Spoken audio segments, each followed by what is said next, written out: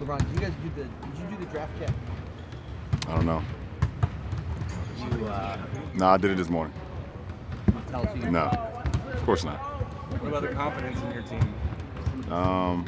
Yeah, I mean, I think I selected my team to the best of my ability and the best of my knowledge of the players that I got, so it should be a fun weekend. LeBron, what are your impressions about Mo Wagner? I think he's a great kid to start off. I mean, his willingness to learn every single day,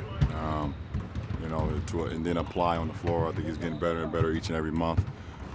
He was kind of slowed down, obviously, from the summer league when he hurt his knee, so it kind of put him behind a little bit. But as he's continued to get more and more healthy and more confident in his knee, he's being the guy that we obviously the Magic and Rob drafted in the draft from out of Michigan. So we like having him around.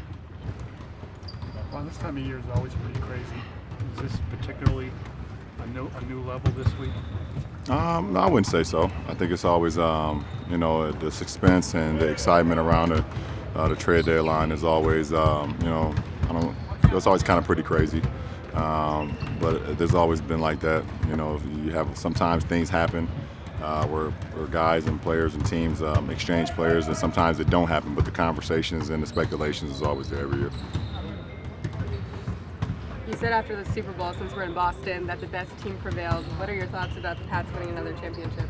Well, I mean, that's exactly what I said. I mean, you just echoed it, and it was all year and along the whole football campaign, everybody was talking about how great the offensive side of the ball was and how astronomical numbers was put up by great quarterbacks and great receivers, and then we get to the last game of the season, and at the end of the day, we all know defense wins championships, and that was just the prime example of that. So it was congratulations to the Pats for sure.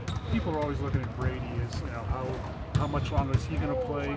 Have you looked at your own situation and decided, yeah, I want to do this or I want to do No, I haven't. I mean, it's a year-by-year thing for me. I haven't put a cap. I've never put a cap on how many years I want to be a part of this league or how many years I want to play the game of basketball. I think, the time will tell itself, when it's time for me or I feel like it's time for me to stop playing. But I don't see it in the foreseeable future. After you hit a certain age, is there a point where you start saying, okay, I need to get this sooner rather than later?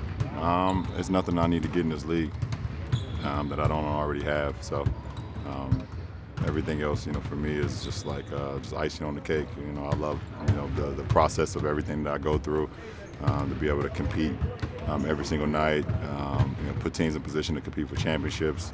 But there's nothing that I'm chasing or that I feel like I need to end my career on. You've had a number of Laker teammates see their names in trade rumors over the last couple of days, and I think it's ruffled some of their feathers. How's the last 24 hours been for you guys? Does the trade deadline need to pass for some of those guys? I don't know. That's a question for those guys. I'm not sure. I think at the end of the day, it's a business, and there's going to be speculations. There's going to be names thrown around throughout your whole career about where you're going to go. When you're a free agent, where possibly could you go if you were in trade discussions? If a team wants to buy you out, or waive you, or it's just all part of the business. And I think when you truly understand that and you truly know that this is a business, but you give 110% to whatever situation that you're in, then you're able to live with it. But I know it has to be tough on guys that, for the first time in their career, especially if you're a young guy, to be able to hear your name in trade rumors when you've been somewhere, for a few years. Last question, please. You talked about the Harrison Barnes stuff last night on Instagram. Mm-hmm. Do you think it's hard for people to understand the two sides of the quote-unquote business that you're talking about from the player angle and from the management angle? No, it's not it's hard for them to understand the two sides. They understand the one side. They understand the one side where, if a guy gets traded or if a guy gets waived or if a guy gets released or cut or whatever, then it's for the best of the franchise, which I agree. I mean, teams have to do what's best for their franchise to set them up for their near future or for the present. But at the same time, players have that ability to do as well. And if a player asks to be traded because he feel like it's for the better of his profession, for the better of his career, or if a player decides he's a free agent and he wants to leave, then that should be the same conversation. That should be the same narrative, and not that this guy or this kid or whatever the case may be is selfish or ungrateful or, he didn't appreciate where he was from or appreciate what he got. I think you do what's best for your franchise. You do what's best for your career. Because at the end of the day, we only have so many years to play the game, and you want to try to maximize it as much as possible. So I like it on both sides. I mean, I see it from both sides. I see it from both angles, both franchise and players. But it's just a narrative that we would like to be able to be changed. But I think it was unfortunate, the Harrison Barnes piece, though. Thanks, everyone. Thank you. Appreciate it.